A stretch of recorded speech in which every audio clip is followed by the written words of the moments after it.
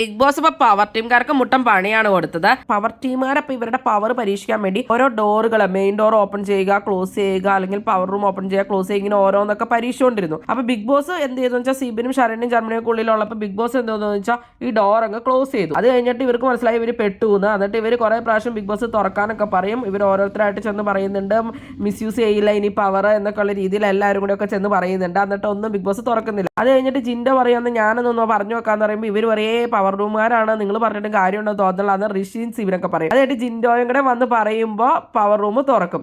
അപ്പൊ ക്യാപ്റ്റന് ഭയങ്കര അധികാരം ഉണ്ടെന്നൊക്കെ പറഞ്ഞിട്ടായിട്ട് ഇവർ ജിൻഡോനെ പൊക്കുകയൊക്കെ ചെയ്യുന്നുണ്ട്. മെയിൻ ഡോർ അപ്പം ഇവർ പറഞ്ഞ് അടച്ചിട്ടുണ്ടായിരുന്നു. അപ്പൊ നോറ പുറത്തായി പോയിട്ടുണ്ടായിരുന്നു. അത് കഴിഞ്ഞിട്ട് ഇവർ നോറേനെ അകത്ത് കൊണ്ടുവരാൻ വേണ്ടിയിട്ട് ഇങ്ങനെ ഓരോന്നൊക്കെ പറഞ്ഞുകൊണ്ടിരിക്കും. അത് കഴിഞ്ഞിട്ടും ബിഗ് ബോസ് തുറക്കില്ല. അത് കഴിഞ്ഞിട്ട് പിന്നെ വീണ്ടും ജിൻഡോ എന്ന് പറയുമ്പോഴാണ് ബിഗ് ബോസ് അങ്ങനെ അത് കഴിഞ്ഞിട്ട് തുറക്കുന്നത്. അപ്പൊ ജിൻഡോയ്ക്ക് അധികാരം ഉണ്ടെന്നുള്ള രീതിയിൽ, അപ്പൊ ജിൻഡോ ക്യാപ്റ്റനാണ്, അപ്പൊ ക്യാപ്റ്റന് അധികാരം ഉണ്ടെന്നുള്ള രീതിയിലാണ് അവിടെ വന്നിരിക്കുന്നത്. അപ്പൊ അവരൊക്കെ എങ്ങനെ യൂസ് ചെയ്യണമെന്നൊക്കെ അങ്ങനെ മനസ്സിലായിട്ടുണ്ട്. അതൊക്കെയായിരുന്നു ലൈവിൽ നടന്നുകൊണ്ടിരുന്നത്. നന്നായി പോയി. അവർ കുറച്ച് പവർ അങ്ങനെ അധികം കിടന്ന് കാണിക്കലൊക്കെ ആയിരുന്നു. അതുകൊണ്ട് ഒരു പണി കൊടുത്തായിരിക്കും ബിഗ് ബോസ്.